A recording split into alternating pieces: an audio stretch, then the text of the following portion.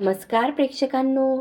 कमळी मालिकेच्या आजच्या भागामध्ये मात्र इकडे आपण जबरदस्त ट्विस्ट पाहणार आहोत. प्रेक्षकांनो, आता कमळी मालिका, आपली लाडकी मालिका, आतापर्यंत आपण इकडे शिक्षणावरती खूप प्रेम असलेली कमळी शिक्षणासाठी काय काय करते, कशा प्रकारे तिच्या आईला मात्र घरी एकटी सोडून ती शिक्षण घेण्यासाठी मुंबई आलेलं असतं, तिचा संघर्ष, तिचं प्रेम, शिक्षणाविषयी ओढ, हे सर्व काही बघितलेलं आहे. पण आता आपली ही लाडकी मालिका 3 वर्षाचं लीप इयर घेणार आहे. तर हो, या लीप इयरमध्ये आता मालिकेमध्ये नंतर काय पाहायला मिळणार आहे हे सविस्तर आपण या व्हिडिओद्वारे जाणून घेऊया. म्हणून प्रेक्षकांनो, व्हिडिओ स्किप न करता आता ही आपली लाडकी मालिका 3 वर्षाचं लीप इयर घेत आहे, पण समोर काय दाखवण्यात येणार आहे हे सविस्तर बघणार आहोत. म्हणून स्किप न करता शेवटपर्यंत बघा आणि लाईक आणि सबस्क्राईब शेअर करा. इकडे मात्र आता तो लास्ट दिवस असतो, तो म्हणजे कमळीचा कॉलेजचा. आता कमळीने नेहमीप्रमाणेच युनिव्हर्सिटी टॉप केलेलं असतं आणि तिच्या हाती आलेली असते ती म्हणजे डिग्री.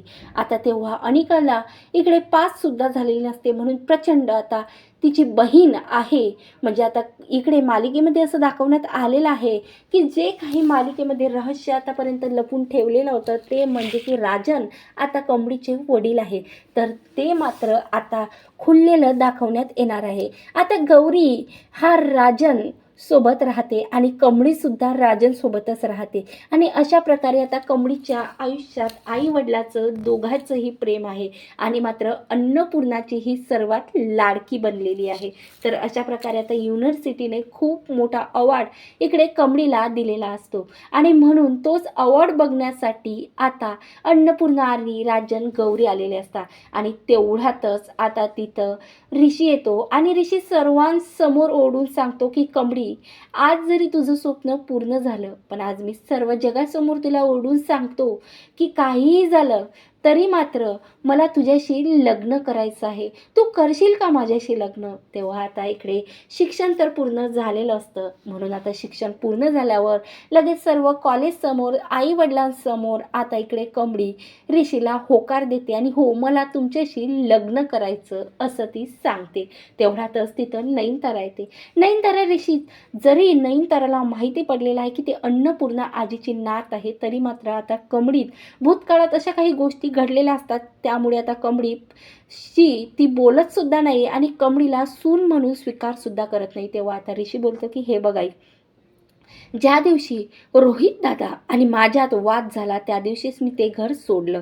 आता त्या घराशी माझं काहीही नातं नाही, पण तू माझ्यावर किती प्रेम करतं हे मला माहिती आहे आई, म्हणून मी आता साध्या प्रकारेच कमळीशीच लग्न करणार आणि त्या लग्नात भलेही तू येणार नाही तर मला चालेल, कारण आता मात्र आजच मला कमळीशी लग्न करायचं. तेव्हा आता खूप साध्या आणि सोप्या पद्धतीने आता ऋषी इकडे अन्नपूर्णा आजीच्या आणि राजन गौरीच्या आशीर्वादाने मंदिरातच लग्न करतो आणि मात्र एक फ्लॅट घेत आता त्या फ्लॅटमध्ये सुखाचा संसार करतो. तर मात्र आता अनिकाला हे सर्व बघून कमळीला कसं ऋषी सुखात ठेवतो, आता ऋषी फक्त कमळीचा आहे हे बघून मात्र प्रचंड राग आलेला असतो. तर इकडे दुसरीकडे मात्र आता कमळी प्रेग्नेंट झालेली असते. तेव्हा आता लगेच घरात इकडे अन्नपूर्णा निवासमध्ये खूप वातावरण आनंदाचं असतं आणि दुसरीकडे आता लगेच कामिनीचे असे हाल आता गौरीने आणि राजनने करून ठेवलेले असतं. तेव्हा आता गौरी लगेच ऑर्डर देते की कामिनी एवढं पुसून काढ, कारण आता कामिनी ही आता एक मोलकरीण बनून ठेवलेली असते ही अन्नपूर्णा आजीने आणि आता 3 वर्षापासून त्या घरात ती सतत काम करत असते, पण जो काही तिचा दिमाग आहे खूप शैतानी, त्याच्यातून शैतानी काही केलेली नसते, म्हणून ती आतासुद्धा जरी अन्नपूर्णा आजीला वाटत असते की ही कामिनी बदलली, पण ती तिचं षडयंत्र सोडत नसते. तेव्हा आता लगेच काही फोटो अन्नपूर्णा आजी आता इकडे लगेच अनिकाला दाखवते आणि बोलते की हे बघ, हे टॉप बिझनेसमॅन मधले या सर्वात चांगल्या अतिउत्तम मुलाचे जसे तुला आवडतात तसे फोटो मी आणलेले आहे आणि राजनने मला सांगितले की तू यामधला एक फोटो सिलेक्ट कर आणि आता लग्न कर अनिका, तशी राहू नको, आता ऋषी तुझा होणार नाही आहे. तेव्हा अन्नपूर्णा समोर आता जोरात ओरडते आणि बोलते की हे फोटो मला दाखवू नको, ऋषी कसा मला माझा होणार ना हे मी आता बघणार. तेव्हा आता लगेच इकडे गौरी बोलते की शांत बस अनिका, तुझ्या आईने तर तुला काही शिकवून ठेवलेलं नाही आहे. अगं तो बहिणीचा तुझ्या नवरा आहे आता आणि आता बहीण सुखाने संसार करते, आणि तू अजूनसुद्धा तिच्या नवऱ्याचा विचार करतोस. त्यावर आता इकडे अनिका बोलते की हे बघ, मी तुला माझी आई मानलेली नाही आहे आणि ती कमळी सुद्धा माझी बहीण नाही आहे. ऋषी कसा माझा होणार ना, हे माझं मी बघून घेणार. तेवढ्यातच आता इकडे कमळीला नाही करता करता आता प्रेग्नेंट झालेल्या कमळीची वेळ जवळ आलेली असते डिलिव्हरीची. आणि इकडे आता आणखीन सुद्धा फ्लॅटवरती येऊन सुद्धा आता मात्र नयनतारा कमळीशी एक शब्दही बोलत नाही. तेव्हा कमळी बोलते की ऋषी, खरंच मला माफ कर. कधी कधी मला असं वाटते की माझ्यामुळे तुला नयनतारा हाऊस सोडून यावं लागलं. खरंच माझ्यामुळे तू तुझ्या माणसांपासून दुरावला गेलास. खरंच मला माफ करा ऋषी सर. त्या ऋषी बोलतो की हे बघ कमळी, तू म्हणजे माझं आयुष्य आहेस, माझं जीवन आहे. आणि मी तुलाही माहिती आहे चांगल्या प्रकारे की मी रोहित दादा माझ्या आयुष्यात एक विलन म्हणूनच मी त्याला ओळखू शकतो. कारण तो माझा किती राग करतो तुला माहिती आहे. आणि त्याच दिवशी त्या घरात न जाण्याचा मी निर्णय घेतला आणि आईने सुद्धा मला याला मान्यता दिलेली आहे. म्हणून तू काळजी करू नको. आता सध्या आपल्यासाठी खूप महत्त्वाचे आहेत म्हणजे हे आपले 2 बाळ. तेव्हा आता लगेच तेवढ्यातच कमळीचं पोट दुखायला लागते आणि ऋषी तिला हॉस्पिटलमध्ये घेऊन जाते. तेवढ्यातच आता इकडे घरी कॉल करते, ते म्हणजे आता गौरीला. आता गौरी मोठ्यानं ओढून सांगते की बघताय ना राजन, आपल्या लाडक्या कमळीला हॉस्पिटलमध्ये घेऊन गेले. तिची डिलिव्हरीची वेळ आलेली आहे आणि आता आपल्याला जावं लागणार. तेव्हा आता इकडे मात्र आजी तयार होते आणि तिघंसुद्धा हॉस्पिटलमध्ये पोचतात. आणि इकडे मात्र दुसरीकडे आता नयनताराला ऋषीचा कॉल येते. तेव्हा कुठं ना कुठं आता नयनतारा जरी दाखवत नसली, कमळीशी बोलत नसली, पण तिला आनंदच होत असतो की आपल्या लेकाला आता लवकरच ती आजी बनणार आहे याचा. तर ती सुद्धा आता हॉस्पिटलमध्ये पोचते. तेवढ्यातच आता डॉक्टर येतो आणि आता सर्वांसमोर आता सांगतो की कमळीला ट्विन्स झालेले आहे. म्हणजेच कमळीला 2 अत्यंत जुळ्या मुली झालेल्या आहे. खूप नाजूक अशा ह्या मुली आहेत. तर अशा चांगल्या प्रकारे मुली बघता क्षणी मात्र आता सर्वांच्या डोळ्यात अश्रू येतात आणि मात्र गौरी लगेच आता आपल्या स्वतःच्या मुलीच्या चेहऱ्यावरून हात फिरवते आणि बोलते की बाळा, खरंच खूप दुःख सहन केलं माझ्या कमळीने. मात्र आता ह्या मुली माझ्या कमळीच्या आयुष्यात खरंच सुख घेऊन येतील, मला पूर्ण विश्वास आहे.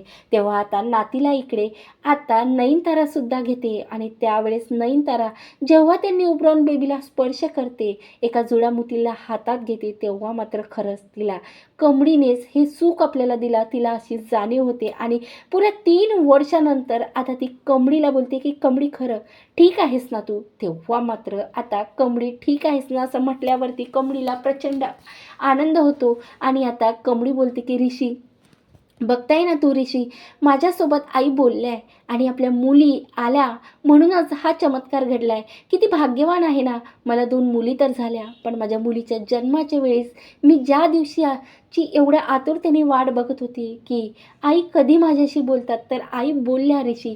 त्यावर मात्र इकडे आता लगेच अन्नपूर्णा आजी बोलते की आराम कर कमळी, आता तुला बरं वाटतंय ना? त्यावर आजी, हो मला बरं वाटतं. तेवढ्यातच तिथं अनिका येतं आणि आता सर्वांच्या आनंदावर मात्र पाणी फेरण्याची कोशिश करते.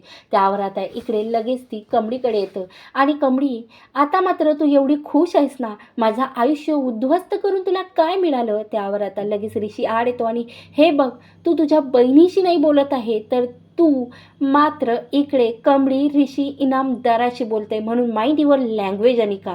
आणि आज आमच्या आयुष्यात खूप आनंदाचा दिवस आहे. मला 2 जुळ्या मुली झालेल्या आहे आणि त्याच्यात नेहमीप्रमाणे विरझण टाकण्याचं काम तू करू नको. त्यावर आता इकडे लगेच कमळीला धमकावते अनिका आणि बोलते की ह्या तुझ्या 2 मुली आहेत ना, ह्या कित्येक दिवस तुला आनंदाचं काम करतात ना, हे मी बघतोय.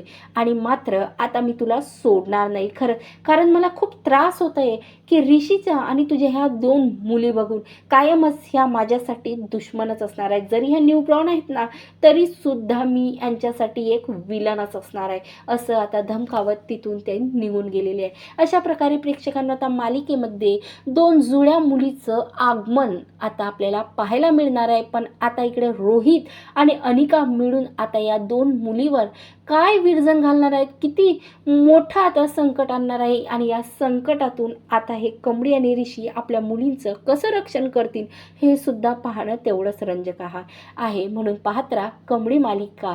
आणि आत्ता सबस्क्राईब आणि चॅनलवर नवीन असाल तर नक्की सबस्क्राईब करा प्रेक्षकांनो आणि लाईक करा आणि शेअर करा. धन्यवाद. जय गजानन.